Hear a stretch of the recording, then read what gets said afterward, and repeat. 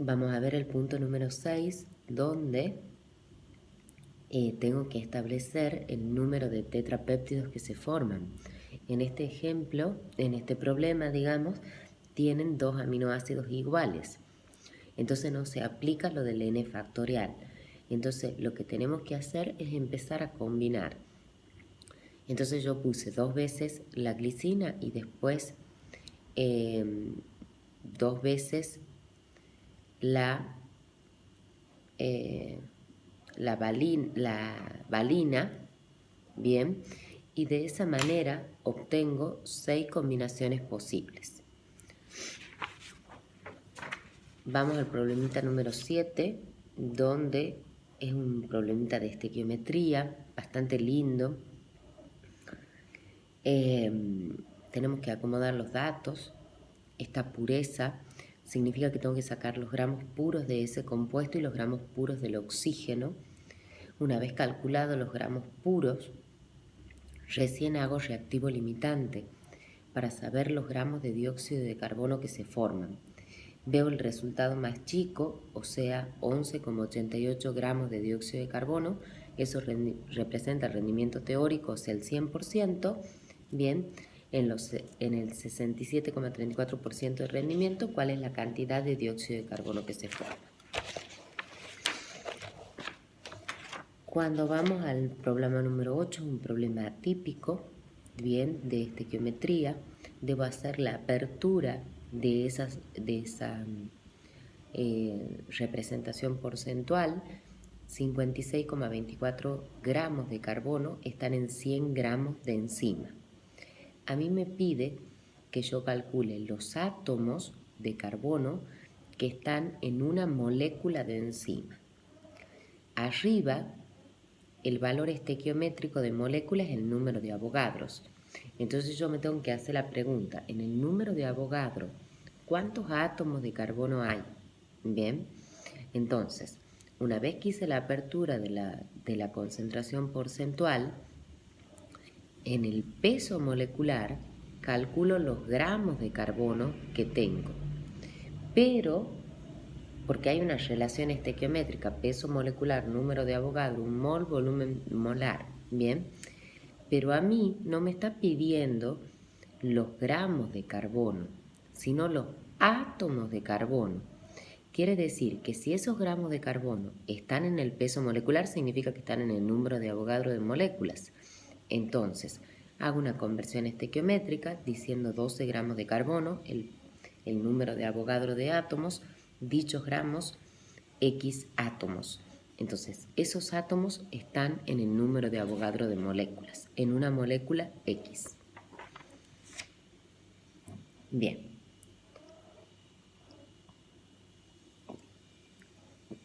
Vamos al problemita número 9, donde me dice la sal que no sufre hidrólisis. Bien. A ver, repasemos este tema. Las sales que no sufren hidrólisis son aquellas que están constituidas por un ácido fuerte y una base fuerte. Significa que se la tienen que saber de memoria a esa tablita que yo les he dado, quién es fuerte y quién es débil. A su vez lo que les hice es ponerle la hidrólisis, o sea, la reacción química, y decir qué tipo de hidrólisis para que sigamos repasando. El cloruro de amonio después de la hidrólisis da el hidróxido de amonio, que es una base débil, y el ácido clorhídrico, una base fuerte. Quiere decir que se trata de una hidrólisis ácida, porque yo les había dicho que ustedes se tenían que fijar en el componente que sea fuerte, y el componente en este caso fuerte es el ácido, por consiguiente es una hidrólisis ácida. El cloruro de sodio es una sal que no sufre hidrólisis. Bueno, pero a ver, Soledad, entonces, ¿qué pasa cuando se le pone con agua? ¿Bien?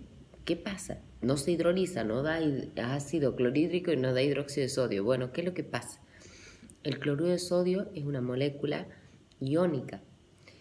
Entonces se ioniza en solución acuosa o en agua, separándose en el catión sodio y el anión cloruro.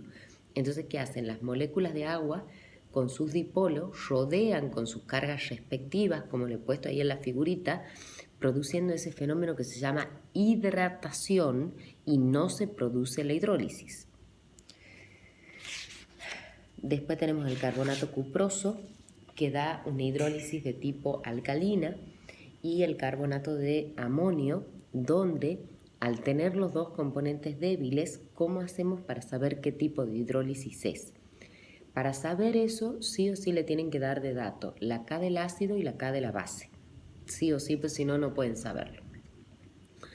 O el pKa o el pKb. Bien, eso también puede ser. Entonces, el que tenga mayor K del ácido, mayor K, en este caso que le he puesto, es la K del ácido, entonces significa que el ácido tiene una mayor K, entonces significa que la hidrólisis es ácida. Si hubiera sido a la inversa, que la mayor hubiera sido la K de la base, la hidrólisis es alcalina.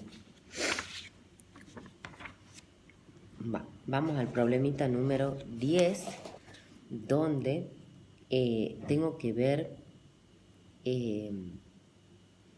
estas especies y quién nunca actuaría como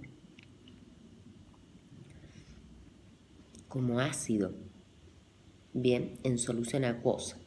Entonces lo que yo hice fue poner, si es en solución acuosa, que reaccione obviamente con el agua. Entonces puse el ácido sulfídrico, sí puede actuar como ácido, por supuesto, porque tiene hidrógeno. El ácido sulfídrico no podría actuar como base, bien, porque no existiría lo que se formaría. Y les puse también las bases conjugadas y los ácidos conjugados respectivamente. El catión amonio también puede actuar como base. El hidrógeno sulfito es anfótero porque puede actuar como ácido y como base al mismo tiempo. Y el anión sulfuro no tiene hidrógeno, entonces nunca va a poder actuar como ácido. Él puede actuar como base.